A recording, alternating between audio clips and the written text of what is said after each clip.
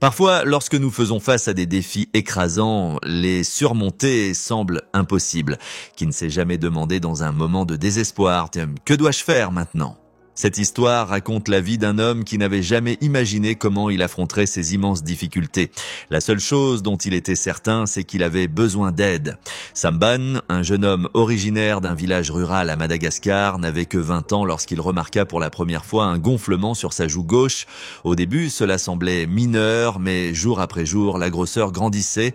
Lentement, la tumeur s'étendit, déformant son visage et l'obligeant à pencher la tête du côté opposé pour équilibrer le poids.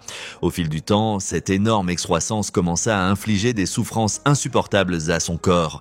Son cœur peinait à supporter cet effort et le poids de la tumeur devint un fardeau quotidien. Pendant près de 36 ans, la tumeur domina la vie de Samban. Elle atteint une taille inimaginable, pesant finalement 7,4 kg, l'équivalent de 2 têtes supplémentaires. Son état rendait même les tâches les plus simples épuisantes. Son corps s'affaiblissait et son moral en souffrait tout autant. Mais la souffrance physique n'était qu'une partie de son calvaire. La douleur émotionnelle était tout aussi dévastatrice. Les amis et la famille qui avaient autrefois pris soin de lui commencèrent lentement à s'éloigner. Les gens se moquaient de lui, ridiculisaient son état et l'évitaient comme si sa maladie était contagieuse. Les mots cruels des inconnus étaient particulièrement blessants. « Pourquoi es-tu encore vivant ? Personne ne peut t'aider », disait-il. Chaque rejet diminuait un peu plus son espoir. Le désespoir devint son compagnon le plus fidèle. Déterminé à trouver de l'aide médicale, Samban entreprit un voyage éprouvant, parcourant des centaines de kilomètres en quête de traitement. Il visita 10 hôpitaux, espérant que l'un d'entre eux aurait les compétences nécessaires pour retirer la tumeur. Sur tous ces hôpitaux, seuls 3 disposaient de chirurgiens capables de réaliser des procédures complexes, mais aucun ne put lui proposer de solution. Il fut rejeté à plusieurs reprises. Sa situation financière aggrava davantage les choses. Issu d'une famille pauvre, il ne pouvait pas se permettre des soins médicaux spécialisés. Finalement, il perdit tout espoir. « J'attendais simplement de mourir », avoua-t-il. Il n'y avait plus rien à faire. Chaque jour ressemblait à un pas de plus vers la fin. Son univers devint de plus en plus restreint, trop faible pour travailler, trop faible pour voyager, trop faible même pour rêver. Il passa ses journées confiné chez lui. Sa seule source de réconfort était le son de la radio, son lien avec le monde extérieur. Puis, un jour, cette radio devint sa bouée de sauvetage. Une émission annonça l'arrivée d'un navire hôpital offrant des traitements médicaux gratuits, notamment des opérations chirurgicales pour les personnes souffrant de tumeurs graves.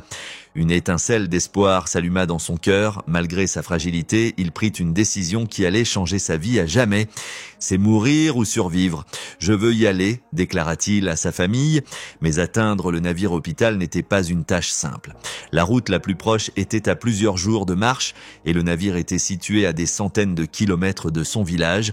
Samban pouvait à peine traverser sa propre maison. Comment pourrait-il survivre à un tel voyage ? Sa famille comprit sa détermination et son désespoir. Dans un incroyable acte de sacrifice, ils vendirent l'une de leurs rizières pour financer le voyage. 5 personnes, dont son petit-fils, se relayèrent pour le porter sur leur dos pendant 3 jours épuisants. Lorsqu'ils atteignirent enfin une ville avec des transports, Samban endura encore un trajet douloureux de 16 heures en camion. Malgré tous les obstacles, il y parvint. À son arrivée, les médecins réalisèrent immédiatement la gravité de son état. Son opération serait extrêmement risquée à cause de son état affaibli et de nombreuses complications médicales. Pendant 2 semaines, il se reposa tandis que l'équipe médicale évaluait son cas, planifiant soigneusement la meilleure stratégie.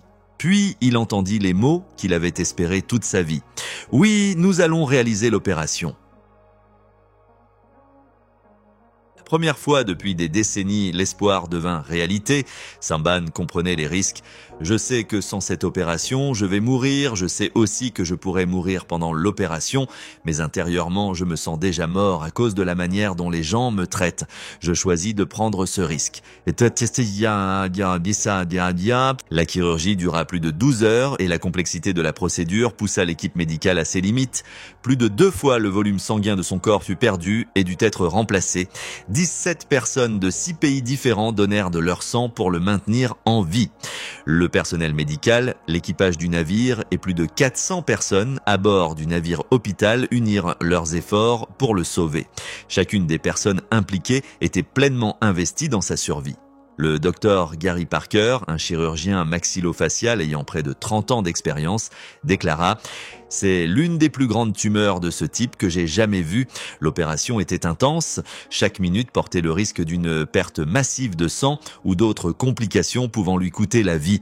Mais l'équipe se battit pour lui avec une détermination sans faille. Après des décennies de souffrance, Samban fut enfin libéré.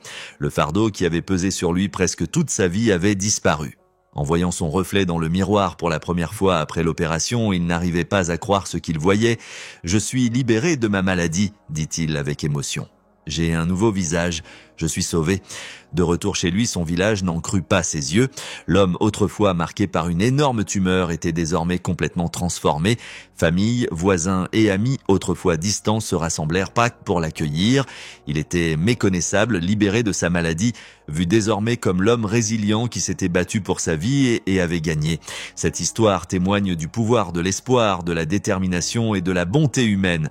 Elle nous rappelle que même dans nos moments les plus sombres, un miracle est toujours possible.